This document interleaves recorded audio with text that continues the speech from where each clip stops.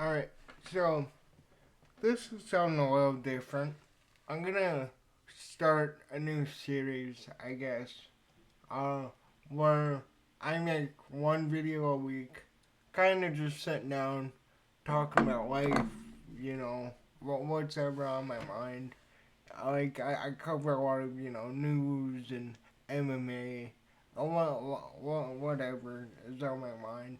But, lately on YouTube, I've been enjoying a lot of channels that I just sit down and talk, like where somebody sits down in one take, kind of just goes to goes over whatever's on their mind and that.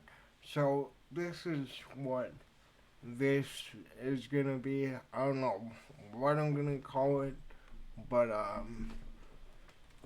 you know, I don't know. That would be interesting. And the first topic that I want to talk about is, addiction. And, you know, that one right there, it's probably one of the hardest topics in the world, right? Like, no matter who you are, you deal with addiction. Whether it's, to a substance, to your phone, to your job, to the gym, whatever. Everybody has an addiction or something. And, like, I feel like you have so many people, you have so many organizations, and this big name and that big name coming out and saying all these things about mental health and that.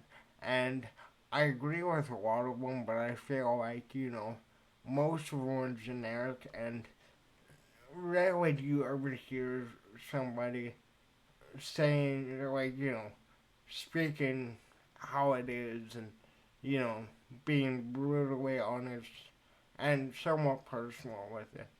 So, to give you a bit of backstory, like, I started off relatively young using, weed, drinking, cigarettes, vaping, all that.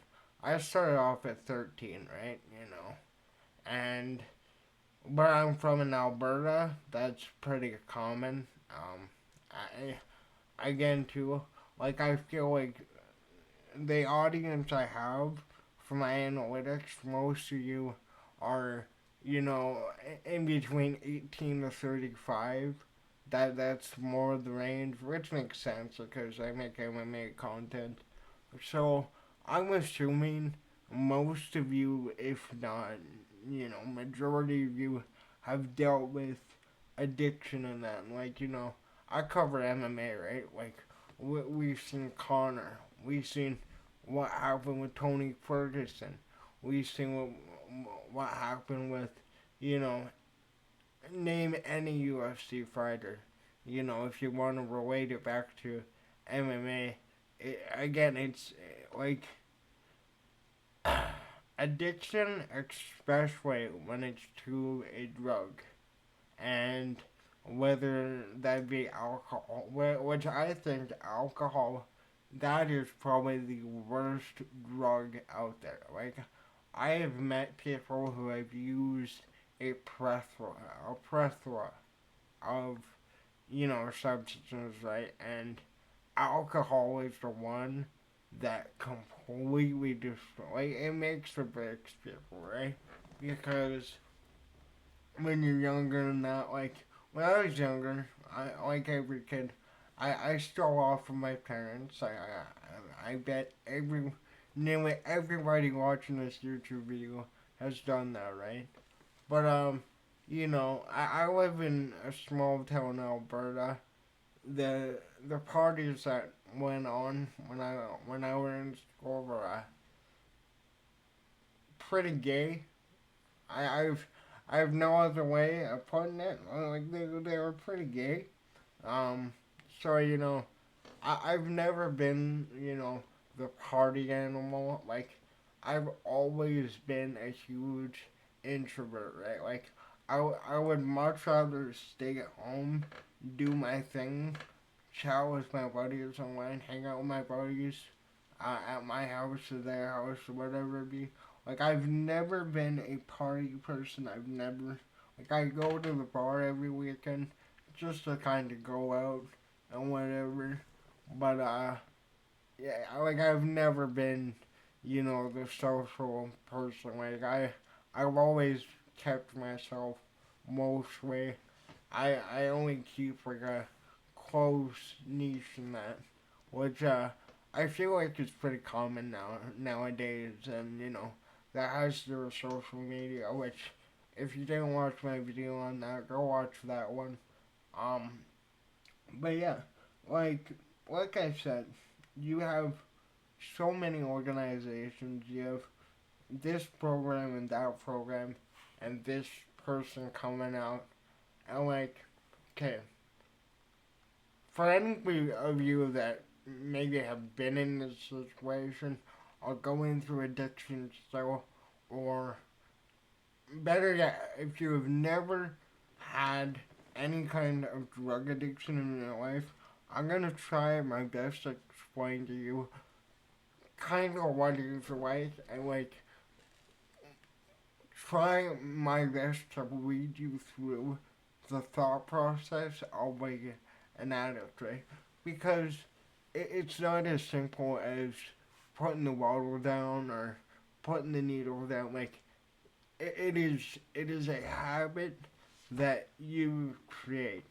Same as brushing your teeth. Same as showering. Like it is a habit you must fulfill every day or so, however periodically you do your substance. Like you have to do that, and you know I'm lucky enough um, to give you a bit of backstory. When I was younger, my mom struggled with alcoholism and prescription pill abuse. It's you know, and prescription abuse. I would say by far from my experience, obviously, from my mom, from other people in my family, from friends, even, you know. Well, I mean, people I know, I'd say, like pill addictions, like any kind of uppers, antidepressants, if you get addicted to those, that is like that is a demon that is beyond repair, right? Like I'm lucky enough. From what I saw as a kid, I never touched that. Tylenol 3. Me and my friends kind of had a thing where we would take that. Uh, but I mean, yeah, that's true. But like, obviously, I've had lean a couple of times and that. But like, dude, I've heard stories of people who have gotten addicted to painkillers. Painkillers are a huge one. A huge one. Because I know of people in my town even who they got an injury from a sport or whatever it be. They got given whatever painkillers they were given, and like they told me like it is a high they couldn't stop chasing, and it's really sad, man. Like the town I live in too, we have a huge huge drug problem, right? Like you go walk downtown. Like I live near downtown where I live, and cops cops usually are near parks and that, shooing people out of there. Like you know, it's it's really sad. I've gotten to know some of the individuals around the area too. Like obviously, before I say this, you need to be careful around anybody, anybody in general, but especially the like people who are dealing with, you know, fentanyl is a big one now. Fentanyl addiction, that one is really really tough. Like um, I've seen multiple people on it, and it affects people in different ways. Any drug affects everybody differently, obviously, but it's like I run into these people. I have 3 stays in a mental ward, and in there I met 2 people in particular that you know they both dealt with meth addiction from a very early age, but they were the polar ends of the addiction. One, he was, the stereotypical energetic hyper, thinks he's the strongest man in the world, whatever. Super sweet guy. And then the other guy, man, it was like his like he had a really rough life. Like my friend was still up there. I shared a room with him, and he told me like more of a story in that, and like this guy, he didn't have a chance. Right, like his dad was involved with the criminal world. Same with his mom, and he knew nothing of the streets and that. Like he's such a sweet guy, right? He is just such a sweet guy. But because of the fact that that's all he knows, like it's he's stuck in that. And sadly, like I shared a room with him, right? Funny enough, sharing a room with him led to me being searched by a cop for the first time in my life, surprisingly. But like by sharing a room with this person, like I really got to know them. Like they were really nice my first couple of stays. I really got to know them, and like they were super sweet. Like they made sure that everybody around them was happy. Like he were like he had a fear of disappointing people for many reasons, and like he's such a sweet guy. But it's like the damage, especially with methamphetamines, it's once you start it, you can't repair the damage. Um, Alcohol was another one. I met another gentleman, much older than me, and he gave me so much life lessons. He opened my eyes to a lot, and you know, um, I always say I really hope I run into this guy, but he opened my eyes to like him and another person opened my eyes to Jesus and um, Christianity, which I have my own view on God, Jesus, and that. I wouldn't say I'm Christian. I wouldn't say I'm Catholic. I wouldn't say I'm Muslim. But I definitely have a connection to God. I would say. But up there, like you, especially in something like a addictions ward or whatever you want to call it, you're gonna meet every kind of addiction up there, and I met people with video game addiction, which I have myself. I've been able to break it over the last year. Like I hardly play now. Like I'll play with my buddies at night and that, but you know, that was one. Uh, there was another guy up there who was up there for his wife caught him with some things, but yeah. Um, I learned all that my last day too.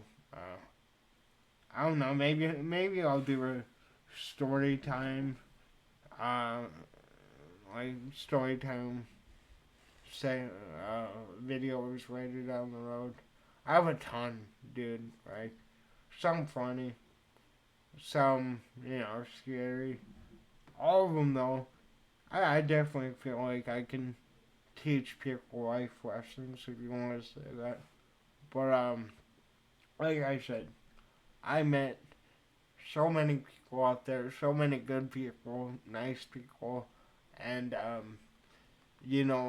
was able to pick up a lot. Like I've always been interested in psychology, like the way humans behave, like how people think.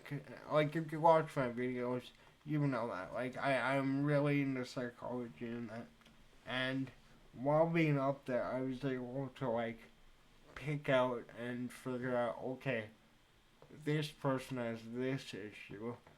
These are common symptoms of it. Like I I have I have about as like I wouldn't say as good of a knowledge as like a doctor, but I have a wickedly good knowledge of psychology from my series up there, and like to anybody who's young, like young in particular, right? Because anybody who's, in their 30s, whatever, I feel like anything I say now, you probably experience and you've heard this or you know this firsthand. But, like, if you are able to just not touch these things, then I know, it's life. You're gonna go to parties, you're gonna hang out with friends, these things are gonna be there. Like if you can try your best not to touch any of this shit, you will go beyond. Like Donald Trump famously said, his brother told him, no alcohol, no cigarettes.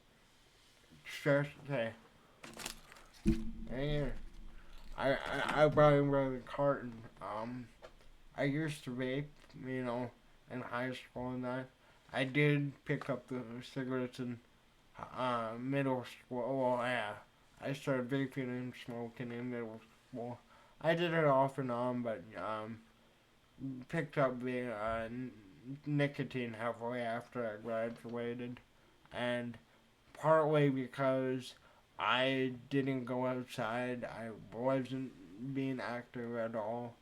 I had family issues and that which I get into.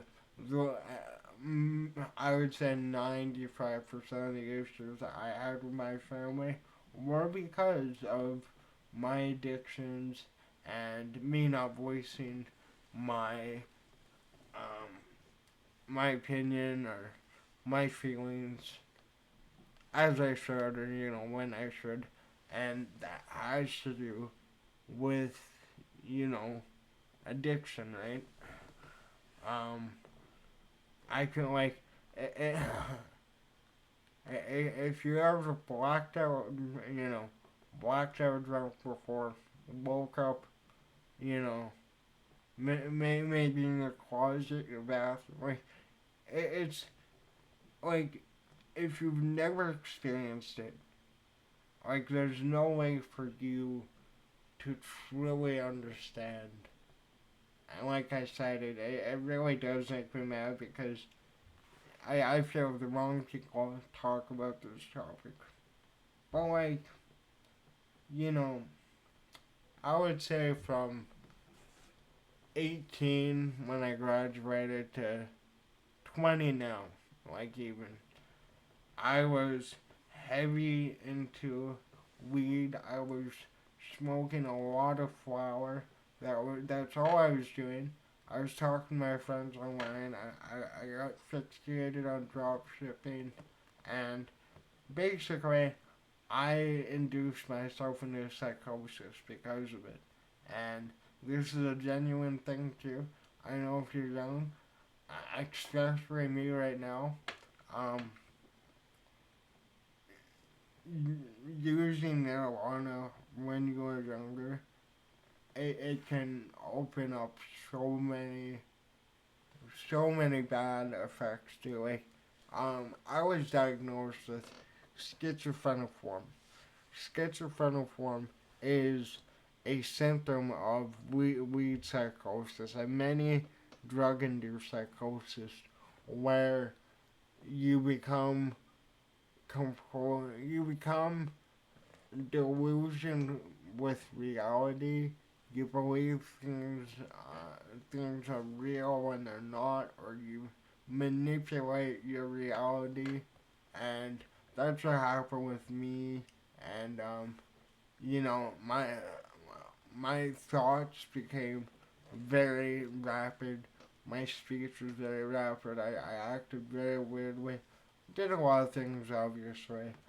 I'm not proud, but it took me 3 times going into the mental ward to truly get it. And the third time, it wasn't even because of um, weed or psychosis. Basically, I only do cartridges now, pretty much. I bought some flour, like when I moved into this place around September. I still have it. Oh shit. Still have some here, you know. I still partake in it. But I I try and pace myself with the flour. I will only do I will only do a certain amount at certain times. Again, too, and think about this. You know, the addiction mindset I'm appealing to. Tolerance setting, like setting times to smoke. Not only is it better for you mentally, and that it's better for your tolerance, and you won't be going through as much shit. So yeah, but I know if you're young, you probably won't listen to it. I'm not even listening to it now. You know, I just showed mine. I just picked this up right right before I recorded this. You know, it's it's something that you you'll disregard and you'll completely, you know, well, the problem with an addiction is you don't see it, obviously. But you gotta pace yourself. You gotta make sure it's not getting in front of the important shit. Number one should be your family, your friends. Um, you know, your job, your house, whatever it may be. Um, but again, too, it's when you're in that mindset, it's a completely different thing. I like if you are somebody that is witnessing like a relative going through this, I know you've watched them go through it. Like I'm gonna maybe I can say this and give you perspective. Like when you're in that when you're in that mindset, when you're in psychosis and that, you don't you don't have you don't necessarily have an intent to hurt. Like I said, when you're in psychosis, your thoughts rapidly go through it, and it is hard for somebody in a drug-induced psychosis to properly make decisions. You know, obviously, like I said, I'm pretty sure majority of you have drank or whatever, but like it, it's a lot harder than okay. I have a problem with this thing. I can't use it. Like it is that one thing that will always be eating at you, no matter what. And you know, if I if I could give you any advice, one, cutting down on anything is better than cutting a cold turkey. Um, like if you are on the verge of psychosis with the weed thing, cartridges. I know they don't do much, but again, they are easier to um, manage and stretch out. But yeah. I don't know what else I want to really add. Obviously, if you don't want to share your story in the comments down below, you don't have to. Well, I'd love to hear your guys' story. Like, right? Like I said, like addiction is something everybody has experience with whether you've been through it personally or not.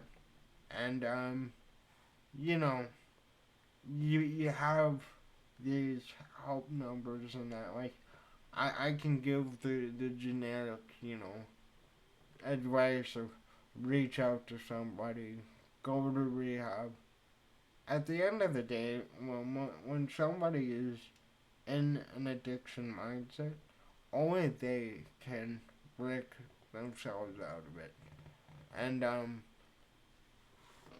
the best the best way you could convey that message to somebody is like like in my dad's case, my dad tried everything. I was just way too far gone.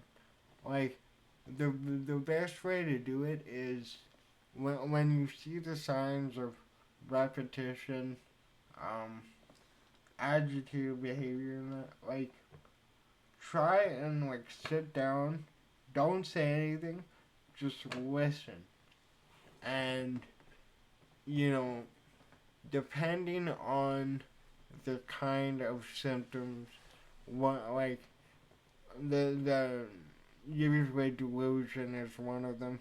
The severity of the delusion and that. If you're able to uh, take in the information and try and have them walk you through it, at least in my view, it not only helps you understand them, but it helps them kind of walk through it. And, you know, every substance is different too. That's the other thing. Like, if it's a needle, if if you're smoking it, the action of taking that substance become like that becomes addictive. Like anybody who smokes, the action of smoking is addictive, right? But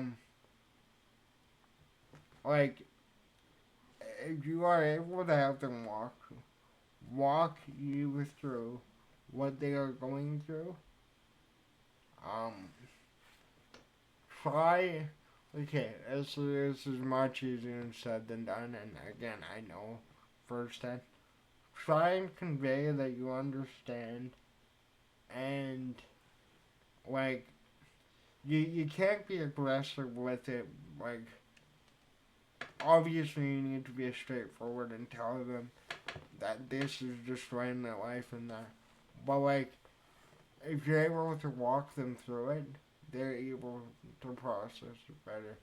And like I said, at the end of the day, addiction is something only the person with it can handle. And I found the gym, YouTube, content creation, martial arts, any kind of hobby you can do that gets you out of the house. The gym is the biggest one. Going to the gym, I cannot tell you how much that how much it helps. Like I haven't been able to get there the past few days. It's been cold as shit up here in Canada. But I try and go there at least 5 times a week. Do whatever I want to do, mix it up. But yeah, physical activity it is proven that it's one of the best things you can do for mental health. But I don't know. I think I've done a lot of rambling. We're nearly at 30 minutes.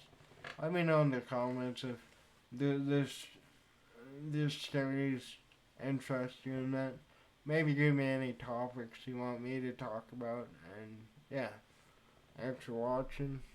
Later.